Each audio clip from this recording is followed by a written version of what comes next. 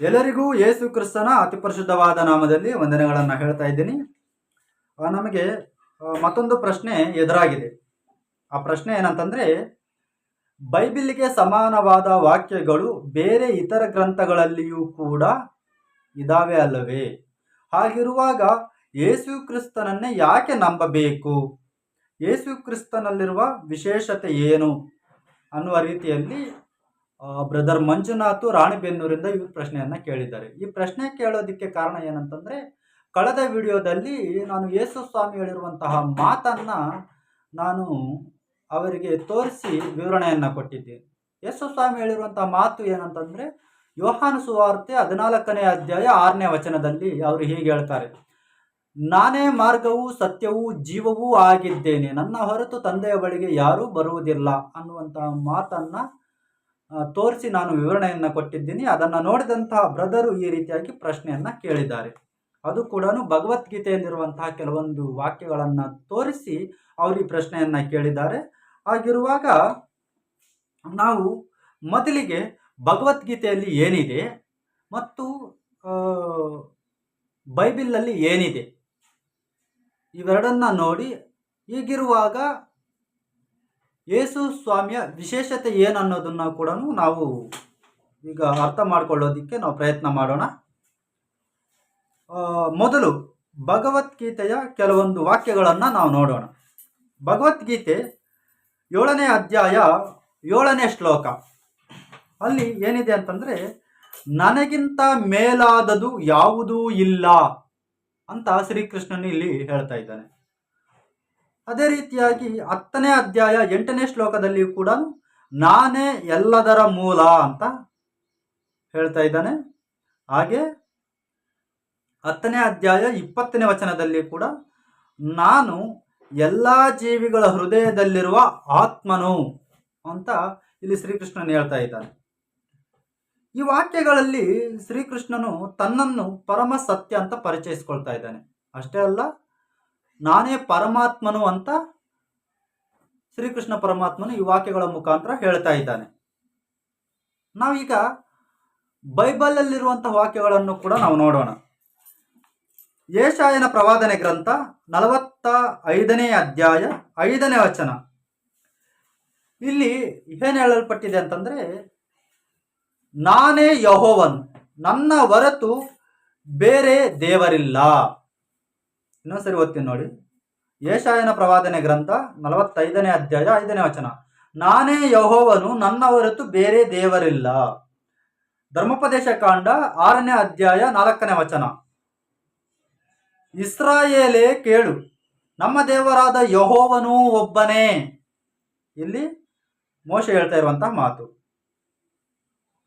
ಹಾಗೆ ಯೋಹಾನ ಸುವಾರ್ತೆ 14ನೇ ಅಧ್ಯಾಯ 6ನೇ ವಚನದಲ್ಲಿ ಯೇಸು ಸ್ವಾಮಿ ಹೇಳುವಂಥ ಮಾತು, ನಾನೇ ಮಾರ್ಗವೂ ಸತ್ಯವೂ ಜೀವವೂ ಆಗಿದ್ದೇನೆ, ನನ್ನ ಮೂಲಕವಲ್ಲದೆ ಯಾರೂ ತಂದೆಯ ಬಳಿಗೆ ಬರುವುದಿಲ್ಲ ಅನ್ನುವಂತಹ ಮಾತನ್ನು ಕೂಡ ನಾವಿಲ್ಲಿ ನೋಡಬಹುದು. ಅಂದರೆ ಭಗವದ್ಗೀತೆಯಲ್ಲಿರುವಂತಹ ವಾಕ್ಯಗಳು ಮತ್ತು ಬೈಬಿಲಲ್ಲಿರುವಂತಹ ವಾಕ್ಯಗಳು ಇಂಚುಮಿಂಚು ಸಮಾನವಾಗಿವೆ. ಹಾಗಾದರೆ ಯೇಸು ಕ್ರಿಸ್ತನನ್ನೇ ಯಾಕೆ ನಂಬಬೇಕು? ಯೇಸು ಕ್ರಿಸ್ತನಲ್ಲಿರುವಂಥ ವಿಶೇಷತೆ ಏನು ಹೀಗಿರುವಾಗ ಅಂತ ಆ ಬ್ರದರೊಂದು ಪ್ರಶ್ನೆ. ಇಲ್ಲಿ ಬೈಬಿಲ್ಲು ಬರೀ ದೇವರನ್ನ ಮಾತ್ರ ಪರಿಚಯ ಮಾಡಿಕೊಡ್ತಾ ಇಲ್ಲ, ದೇವರು ಯಾರು ಅಂತ ಹೇಳ್ತಾ ಇಲ್ಲ, ಬದಲಿಗೆ ಪಾಪದಿಂದ ಹೇಗೆ ರಕ್ಷಣೆ ಪಡೆಯುವುದು ಅನ್ನೋದನ್ನು ಕೂಡ ನಮಗೆ ಇಲ್ಲಿ ತಿಳಿಸ್ಕೊಡ್ತಾ ಇದೆ. ಪಾಪದಿಂದ ರಕ್ಷಣೆ ಯೇಸು ಕ್ರಿಸ್ತನ ಮೂಲಕವೇ ದೊರೆಯುತ್ತದೆ ಅಂತ ನಮಗೆ ಬೈಬಲ್ ಹೇಳುತ್ತೆ. ಆದ್ದರಿಂದ ಯಾವ ಧರ್ಮ ಏನು ಹೇಳುತ್ತದೆ ಎಂಬುದನ್ನು ತಿಳಿದುಕೊಳ್ಳುವುದಷ್ಟೇ ಸಾಕಾಗುವುದಿಲ್ಲ, ರಕ್ಷಣೆ ಯಾವುದರಿಂದ ನಮಗೆ ಸಿಗುತ್ತದೆ ಅಂತ ನಾವು ಪ್ರತಿಯೊಬ್ಬರು ಪರಿಶೀಲಿಸಿ ನಿರ್ಧಾರ ಮಾಡುವ ಅವಶ್ಯಕತೆ ಇದೆ. ಹಾಗೆ ಯಾರಾದರೂ ನಾನೇ ಪರಮಾತ್ಮನು ಎಂದು ಹೇಳಬಹುದು, ಆದರೆ ಆ ಹೇಳಿಕೆಯನ್ನು ದೃಢಪಡಿಸುವ ಸಾಕ್ಷಿ ಹೊಂದಿರಬೇಕು. ಅಂದರೆ ನಾನೇನು ಹೇಳ್ತೀನಿ ಅಂತಂದರೆ, ಬಹಳಷ್ಟು ಜನರು ಇತ್ತೀಚಿನ ದಿನಮಾನಗಳಲ್ಲಿ ಬಾಬಾದಿಯರು ಬಂದಿದ್ದಾರೆ. ಅವರೇ ನಾನು ಪರಮಾತ್ಮನು, ನಾನು ದೇವರ ಸ್ವರೂಪನು, ನಾನೇ ದೇವರು ಅಂತ ಹೇಳಿಕೊಳ್ಳುವಂತಹ ಅನೇಕ ಬಾಬಾದಿರನ್ನು ನಾವು ನೋಡ್ತೀವಿ, ಬಾಬಾಗಳನ್ನು ನೋಡ್ತಾ ಇರ್ತೀವಿ. ಸೊ ಆದರೆ ಇಲ್ಲಿ ದೃಢಪಡಿಸುವ, ಇವರು ದೇವರು ಅಂತ ದೃಢಪಡಿಸುವಂತಹ ಒಂದು ಸಾಕ್ಷಿ ನಮಗೆ ಬೇಕಾಗಿದೆ. ನೋಡಿ, ಬೈಬಲ್ ಪ್ರಕಾರ ನಾವು ನೋಡುವುದಾದರೆ ಯೇಸು ಕ್ರಿಸ್ತನು ನಿಜವಾದ ದೇವರು ಅಂತ ನಾವು ಯಾವ ರೀತಿ ನಿರ್ಧಾರ ಮಾಡಬೇಕು ಅಂತ ನಾವು ನೋಡೋದಾದರೆ, ಯೇಸು ಸ್ವಾಮಿ ಪಾಪವಿಲ್ಲದ ಜೀವನವನ್ನು ಜೀವಿಸಿದನು ಅನ್ನೋದು ಬೈಬಲ್ ನಮಗೆ ಬಹಳ ಸ್ಪಷ್ಟವಾಗಿ ತೋರಿಸುತ್ತೆ. ಅಷ್ಟೇ ಅಲ್ಲ, ಅನೇಕ ಅದ್ಭುತಗಳನ್ನು ಕೂಡ ಆತನು ಮಾಡಿದನು. ಅಂದರೆ ಇತ್ತೀಚಿನ ದಿನಮಾನಗಳಲ್ಲಿ ಬಹಳಷ್ಟು ಜನರು ಮ್ಯಾಜಿಕ್ಗಳನ್ನು ಕೂಡ ಮಾಡ್ತಾ ಇದ್ದಾರೆ. ಮ್ಯಾಜಿಕ್ಗಳು ಮಾಡೋದು ಬೇರೆ, ಅದ್ಭುತಗಳು ಬೇರೆ.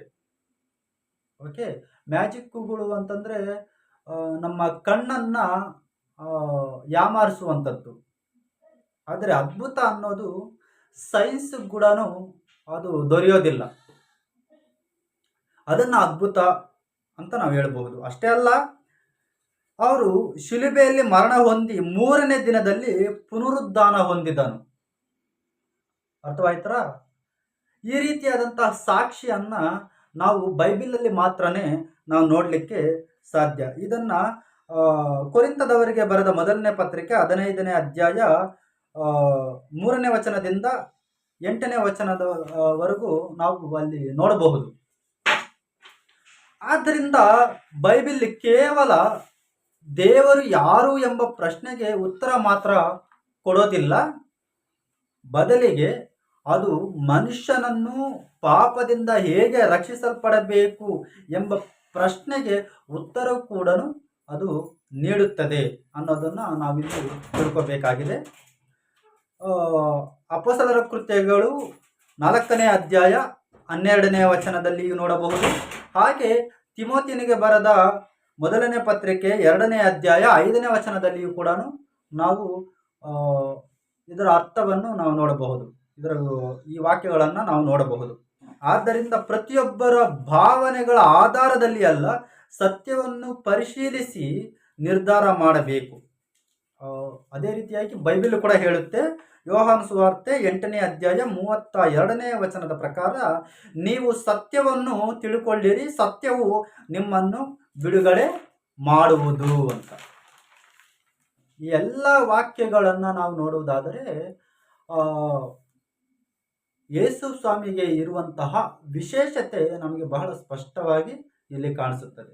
ಸೊ ಈ ವಾಕ್ಯಗಳ ಮುಖಾಂತರ ಯೇಸು ಸ್ವಾಮಿಗೆ ಇರುವಂತಹ ವಿಶೇಷತೆ ನಿಮಗೆ ಅರ್ಥ ಆಗಿದೆ ಅಂತ ನಾನು ಭಾವಿಸ್ತಾ ಇದ್ದೀನಿ.